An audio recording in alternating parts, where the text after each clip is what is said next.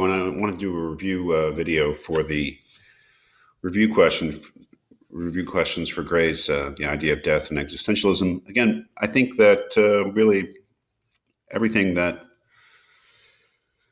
I say here or cover or is pretty much talked about in the original videos I put up. But I'm doing this just because it's impossible for me to respond to every one of those 27 of you, and it's impossible for me to respond to every one of these questions individually, so I decided to do it in a video. So again, the idea is that I'll talk about answers to each one of these questions, and it's up to you to use your judgment to think about your own answer and whether it was on the right track. First one, according to Gray, why has modern philosophy pretty much ignored the subject of death? That's an interesting question. By modern philosophy, he really means philosophy, post-Renaissance philosophy. And he does specifically talk about Spinoza, who didn't think death was worth talking about because Spinoza didn't think death was real. Because death has no reality, and you should meditate only upon essentials, upon eternal things. Really the philosophy of being, that this notion of nothingness as being an equal category in the way we see the world. Basically the idea that, that once something is as we are, it can't not be. So death really isn't worth talking about because death is a kind of an illusion. Death is not real.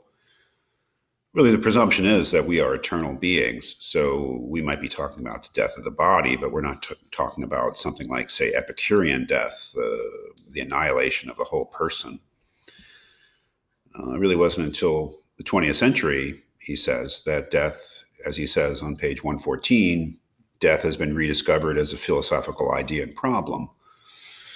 And really that's because of the existentialists, he thinks, and their atheism and their notion that the human being is finite, that the human being as a whole comes to an end, which of course goes against the whole idea of the immortality of the soul and such. One may say that Socrates, Plato, as we'll see, believed that the soul was immortal, so death was really not such a big deal if you believe in the immortality of the soul. If you don't believe in the immortality of the soul, it becomes quite a big deal, obviously.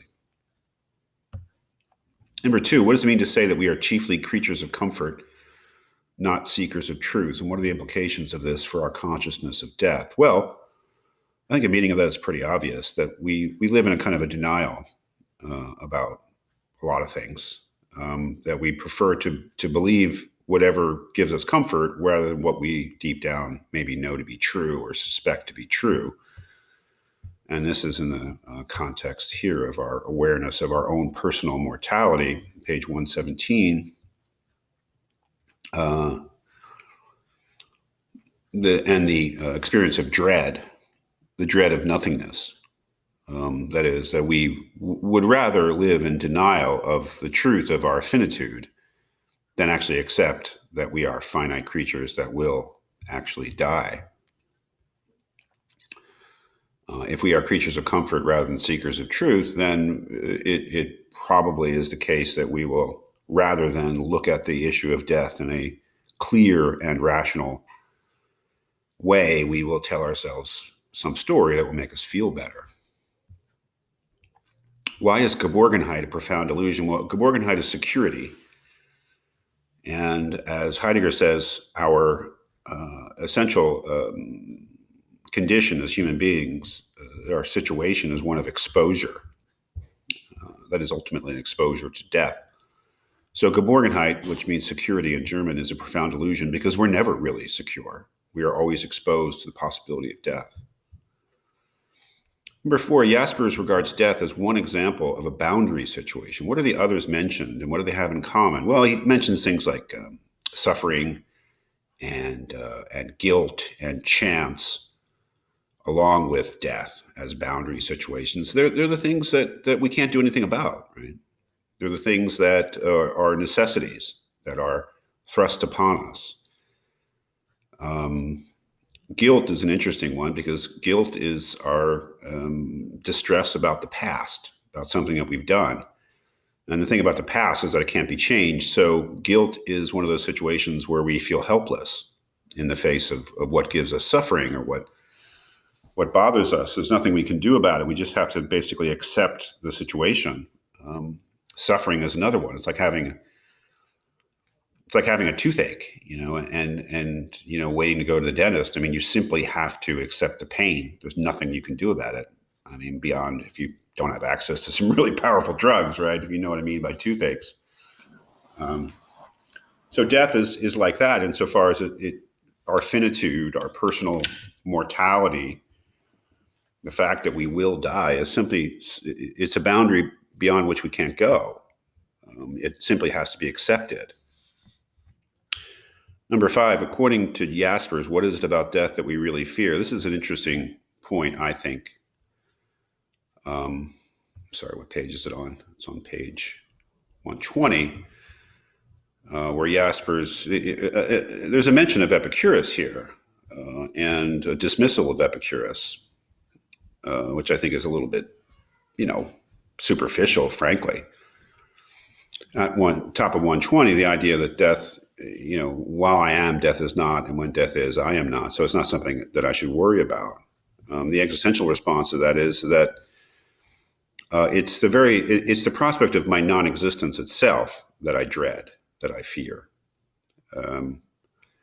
He says, now it is true enough that I cannot actually experience my death, and the consolation the positivists offer would be real enough if it were the fear of physical death that troubled us. But as Jaspers rightly insists, I think the thing about death which we fear is chiefly the prospect of no longer being, of vanishing into nullity. It is an existential dread. That is, it's the very notion that I will become nothing that I dread. Whereas Epicurus would say that doesn't make any sense, because when you become nothing, there's no awareness or perception, so there's no negative experiences. The existentialists say that it's the nothingness itself which is the fear. And yes, Epicurus would say that's an irrational fear, but nevertheless, the existentialists say it's an important part of human experience, is this dread at the prospect of my own non-existence. Number 6, what is the significance of the difference between realizing that all human beings die and realizing that I will die? This is the Heidegger idea. Heidegger has this notion that we tend to avoid truth by generalizing it, by saying everyone or human beings, or it's like saying all men are mortal, all human beings are mortal, is an evasion of my own personal mortality. That's the idea, is that saying they do it or they die or people die is very different from saying that I die, that I will die. So in order to not avoid the truth about mortality, you have to personalize it. You can't just say that people die. You have to really realize that I will die. I personally, me, will die. And that's a very different thing than just sort of realizing in an abstract way that we all die. That's, I think, a quite important part, is the personalization of finitude, that my death is my own death. It's not something abstract. It's something personal to me. Why do existentialists reject the idea of death as fulfillment? That's a really complicated question, actually. It has to do with their notion of time.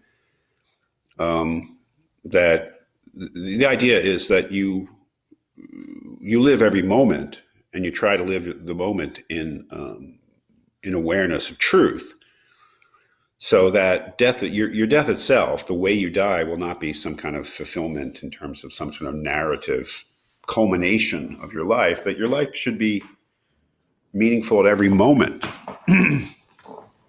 So whenever death happens, we should be prepared for it to happen at any moment, and that the notion that somehow our lives will ripen or go in this sort of story or narrative way to some fulfillment is a kind of an illusion. Death can happen at any moment, and we should recognize that, and so make every moment meaningful. Number 8, what does it mean to live in the face of death? Page 122. Well, that's one of the, well, as he says here, living in the face of death then means living in such fashion that life can be broken off at any moment and not be rendered meaningless by such accident. To live in the face of death for Heidegger basically means just to live in truth, to realize the truth about yourself, that that you are, as he says, a being towards death, a being unto death. That is, that you are a mortal being that is in time, and every moment of your life, you're getting closer to your end. That's just all it means, is really having a living in the face of death. Then just means not living in denial about your death, realizing that you are a temporary being, that you're heading towards this boundary point, or this boundary situation, and not, either pushing it out of your consciousness or telling yourself some story that is not really real, right?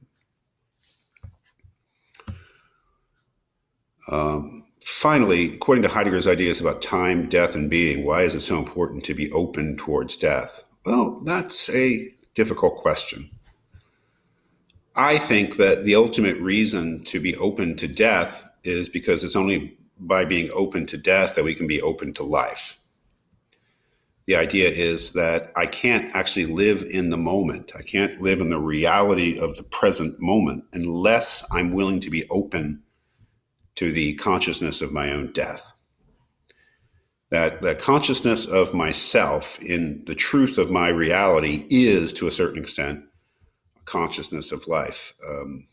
There's a great clip from a movie I'm gonna put up that you can watch that I think is a really good, where some characters are talking about death. So they talk about this issue in Heidegger. I'll put that up, and I think it'll be better than anything I could say here.